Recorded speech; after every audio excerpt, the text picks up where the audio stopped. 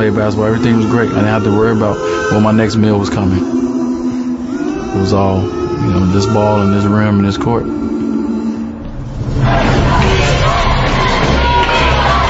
My role model as a basketball player was Michael Jordan, and I grew up watching him. And everybody wanted to be like Mike growing up, so I used to go in the backyard and do the same thing.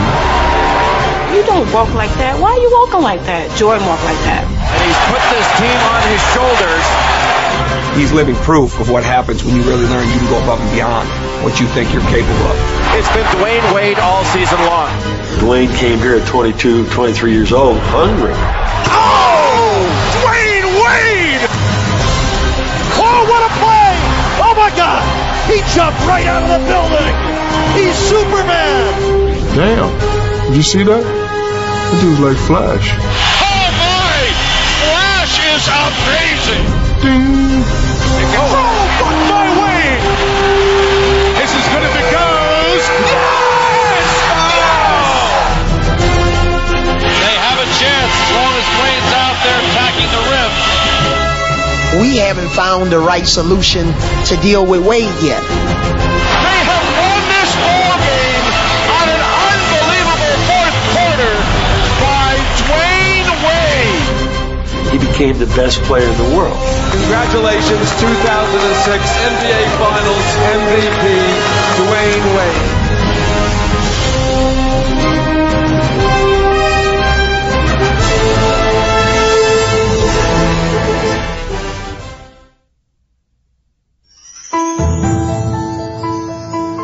In the early 1990s, on the west side of Chicago, Michael Jordan was transforming his Bulls into an NBA dynasty. And he was also becoming the most popular athlete in the world.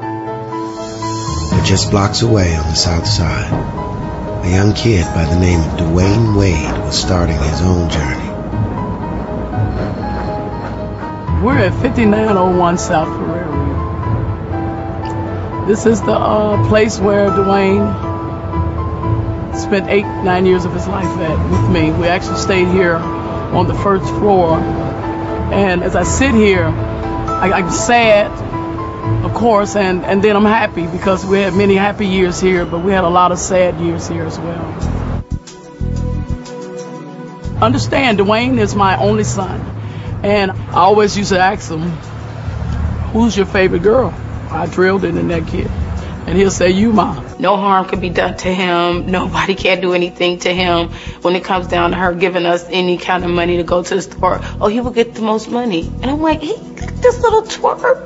How did he get $1 and only got 50 cents? She always made this kid feel so loved. And I used to be like, oh. I grew up with 3 older sisters, and I was the only boy, so, I had to, I had to play double dutch. I had to do everything they wanted to do, I had to do. Tregill was the third daughter, and Dwayne was the baby, so her responsibility was Dwayne. So naturally, if Tregill went, Dwayne had to go. She was just like, that sister that I can chase after, follow, go somewhere with her. Even though she didn't want me to go, she wanted my younger brother tagging along. I used to always follow. I used to always have behind cars. It's like every time I look back, he'll be right there. Mom said I can go.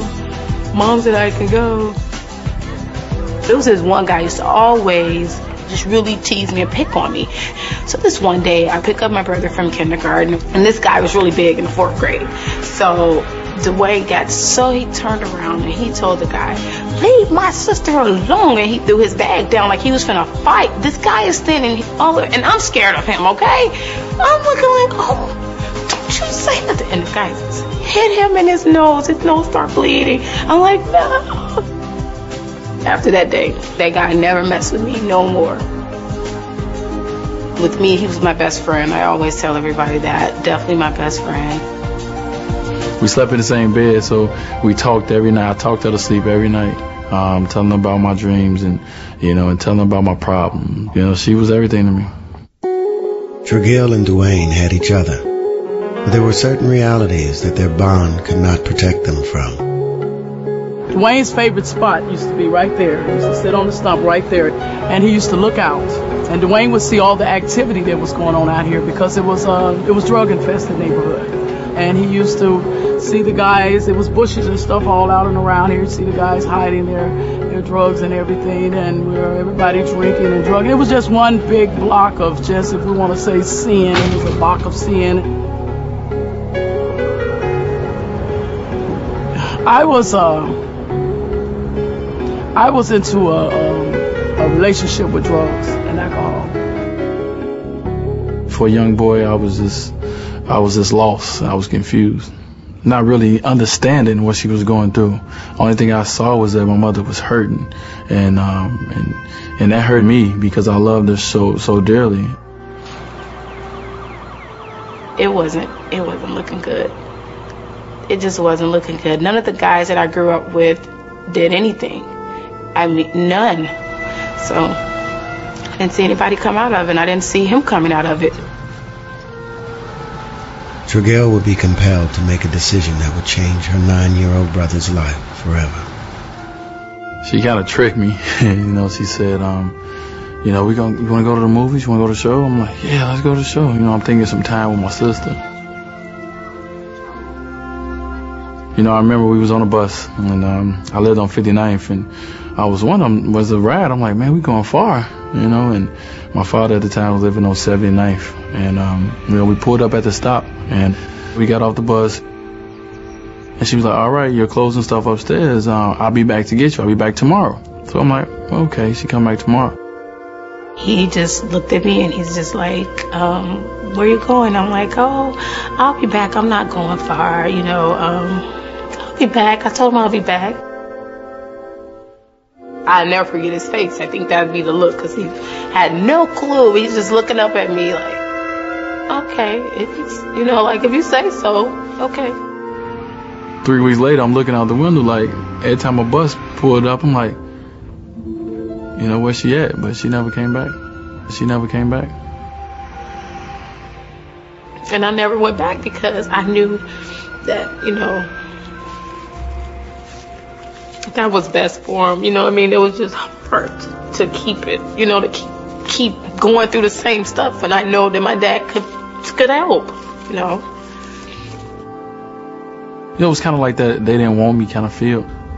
I kind of was mad at her for a long time for leaving me. I felt like she left me. For me to fall like I did and have to be separated from Dwayne and my children, it was hard. I missed him. He was my baby,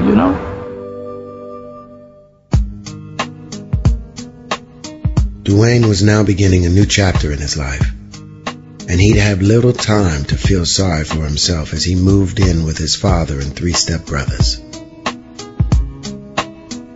I went from, when I was with my sisters, to, doing all the quote-unquote girly things, to now I'm over here with all brothers, and they're like, be a man, toughen up, stop crying all the time, But yeah, my older brother, he was like... It was unfair. He used to be like me and my younger brother. This is one of my younger brothers. We used to play against each other. We used to play with each other against him. He did a lot of things that we wasn't used to, so we like, man, you got to get harder, so... we roughened them up, bottom line. It looked like a small space now, but this meant the world to us, to have this little bitty space that we all can't fit on now. But this was our NBA right here. This was it. This was I was Jordan back here. I was Scotty back here. He couldn't see over us. We were all taller than him, so everything he put up, we would block. So back then we called him Lucky, because whenever he hit a shot, it was luck. The toughest of the Wades was Dwayne's dad, and he was determined to make something of his boys. He'd wake us up real early in the morning to drill, left hand, right hand, dribble to right, dribble to left. We would stay out there from morning to night. Dwayne would cry all the time. If you knock Dwayne down, here come the tears. And we used to just say, get up, you can't quit. There's no quitting. How you gonna be better than anybody else if you quit? So my father used to come out here and he used to beat us up, and and you had to become a man out here at a young age. It was his rules. I mean, there was no fouls in the backyard at all, you know, so if you go up for a shot and somebody just come and clean your clock, you better get up and dust it off. So I get it. I take it, bro. Come up, try to block it. Body to body. Boom! Boom! Body. Well, okay, body to body. And I grabbed your arm because I was higher than you. Hey, Rob. And that's when he knew right then and there, young bro was growing up. Dwayne would put his backyard lessons to the test as he became a star at Richards High School.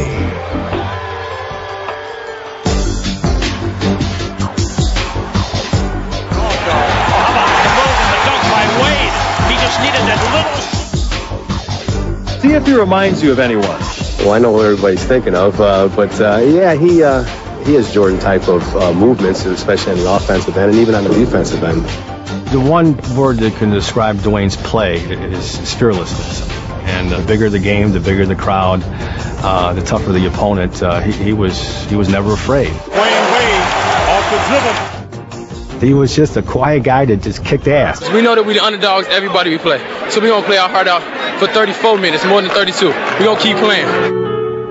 Dwayne had found his salvation on the basketball court, and he was now looking forward to playing at Marquette University for their coach, Tom Crean. But there was still one obstacle that stood in Wade's way: the college entrance exam. I remember getting that last test. It was the longest walk ever to go get them scores. When I got home, I called Coach Crean. I said, I'm about to open it. He said, all right, let's see what it is. And when I opened it, I discovered that I didn't pass it. And I was boo-hooing on the phone with Coach. You know, we both were shedding tears because he knew how bad I wanted to come to Marquette.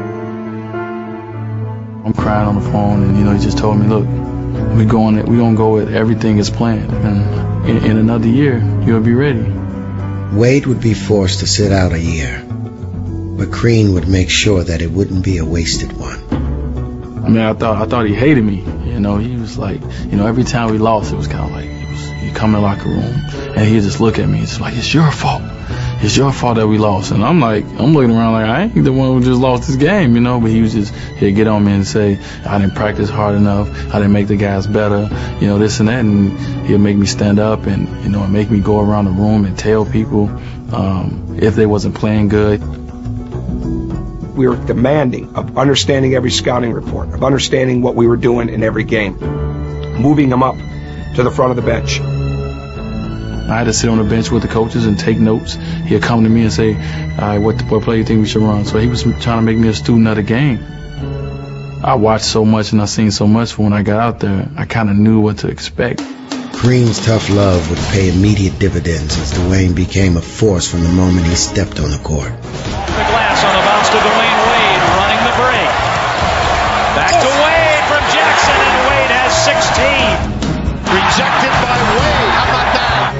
But how do you defend against that? He was jumping out of jams, never running out of energy. Play the point on the off guard. Oh, how about the move and the dunk by Wade? He was hungry and he was passionate, and it was just really, really exciting. Incredible. He was nasty on that court. He knew how to play the game with a real killer instinct. It seemed that all of Dwayne's struggles were behind him. He had become one of the nation's best college players. He was doing well in school, and he married his high school sweetheart, Savon. His life was almost perfect. Almost. There was a day he wanted to fight everybody. You know, nothing was going right for him. Then we realized why. Because his mom was going through a lot of hard times.